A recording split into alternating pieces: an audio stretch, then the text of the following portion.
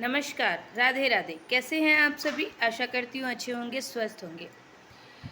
जैसा कि आप सभी को मालूम है, पिछले 2 वीडियो में भी मैंने आपको ये सारी जानकारी दे दी है कि कब है गंगा दशहरा। तो गंगा दशहरा 16 जून 2024 को है, ठीक है? 16 इ गंगा दशहरा क्यों मनाया जाता है, इसकी क्या कथा है, ये भी आप प्रीवियस वीडियो में देख सकते हैं।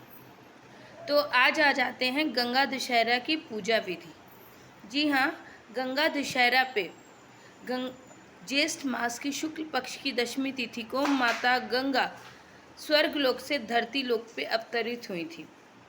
तो इस दिन चूँकि स्वर्गलोक से धरती लोक पे वो डायरेक्ट नहीं आई थी, पहले भोलेनाथ ने स्वर्गलोक से माता सीता को अपनी जटाओं में धारण किया था, जैसा कि आप कथा में सुनेंगे। उसके बाद भोलेनाथ जी ने अपनी एक जटा को खोल करके, क्योंकि धरती में उतनी ताकत नहीं था कि वो गंगा मैया के वेग को सहन कर सके, इसीलिए जो गंगा मैया है उसे भोलेनाथ जी ने अपनी जटाओं में धारण किया और उसके बाद अपनी एक जटा को खोलकर उससे गंगा जी का प्रवाह धरती पे किया। तो इसीलिए गंगा दशहरा वाले दिन भोलेनाथ जी की पूजा का भी विशेष विधान है। इस दिन आपको भोलेनाथ की भी विशेष पूजा करनी चाहिए।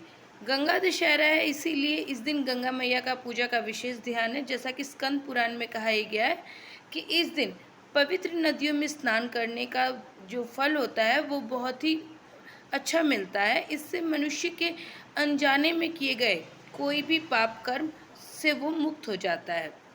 इसीलिए संभव हो सके तो आपको इस दिन गंगा स्नान अवश्य करना चाहिए।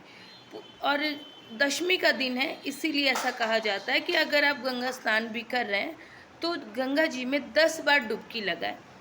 जो उसके बाद जब आप गंगा मैया की पूजा अर्चना करने जाते हैं तो उसमें भी 10 सामग्री का विधान है। जैसे जब आप फूल अर्पित करते हैं तो 10 फूल अर्पित करें, पान के पत्ते 10, कोई भी नैवेद्य या फल प्रसाद अर्पण कर रहे हैं वो भी 10। तो इस तरीके से आपको 10 की जो संख्या है, इसमें जब आप आपकी जो भी पूजन सामग्री है 10 दिए आप लगा सकते हैं, तो इससे आपको जो फल मिलता है वो बहुत ही अच्छा फल मिलता है।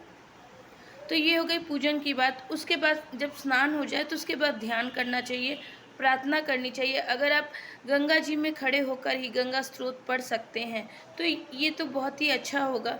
अगर नहीं उस समय पढ़ सकते तो आप बाद में भी पढ़ सकते हैं, इसमें कोई भी बाधा नहीं है।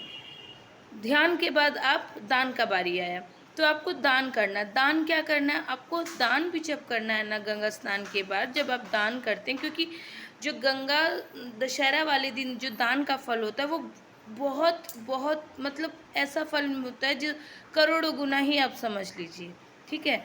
तो आप जितने कैपेबल हैं आप जिस चीज़ का दान कर सकते हैं। स्वर्ण चांदी का दान तो देखिए इससे उत्तम कुछ हो ही नहीं सकता, लेकिन कैपेसिटी भी तो होनी चाहिए। तो अगर ये नहीं संभव है तो जो दान के सामग्री में आपको जो करना है वो है आपको तिल और जौ, ये ज़रूर दान करना है, ठीक है? 16 मुट्ठी आप इसका दान कर सकते हैं। उसके बाद अगर जो भी चीज़ आप दान करें, अगर कोशिश करें कि उसकी संख्या 10 में हो। जैसे आप 10 पंखों का दान कर सकते हैं, आप 10 छाते का दान कर सकते हैं, आप 10 फल का दान कर सकते हैं, 10 सब्जियों का दान कर सकते हैं, 10 तरह के अनाजों का दान कर सकते हैं। मतलब जितनी आपकी क्षमता आप उस हिसाब से दान कर सकते हैं।